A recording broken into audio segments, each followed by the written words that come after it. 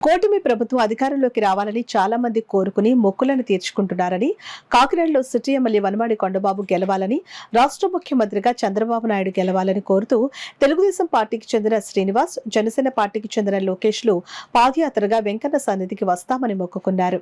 అందులో భాగంగానే కాకినాడ జగన్నాథపురంలోని శ్రీ వెంకటేశ్వర స్వామి దేవస్థానం నుండి తిరుపతికి పాదయాత్ర చేపట్టిన శ్రీనివాస్, లోకేష్ల పాదయాత్రను కాకినాడ సిటీ ఎమ్మెల్యే వనమాడి కొండబాబు జెండా ఊపి ప్రారంభించారు. ఈ సందర్భంగా సిటీ ఎమ్మెల్యే వనమాడి వెంకటేశ్వరరావు మాట్లాడుతూ, ఏదైతే ప్రజలు ఆశించిన రాష్ట్ర అభివృద్ధిని కూటమి ప్రభుత్వం నెరవేరుస్తుందని చెప్పారు. ఈ కార్యక్రమంలో టీడీపీ, జనసేన పార్టీ నాయకులు బోళ్ల కృష్ణమోహన్, సంగిశెట్టి అశోక్, నాని తదితరులు పాల్గొన్నారు.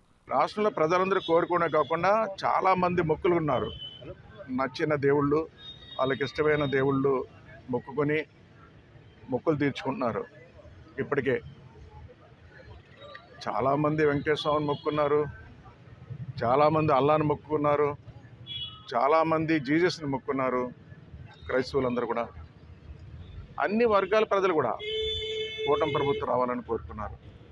అందులో భాగంగానే మా శ్రీనివాసు, తెలుగుదేశం పార్టీ నాయకులు శ్రీనివాసు, అదేవిధంగా జనసేన నాయకులు లోకేష్, వీళ్ళిద్దరూ కూడా కాకినాడలో కొండబాబు నెగ్గాలి, కూటమి ప్రభుత్వం రావాలి చెప్పి మొక్కుకున్నారండి.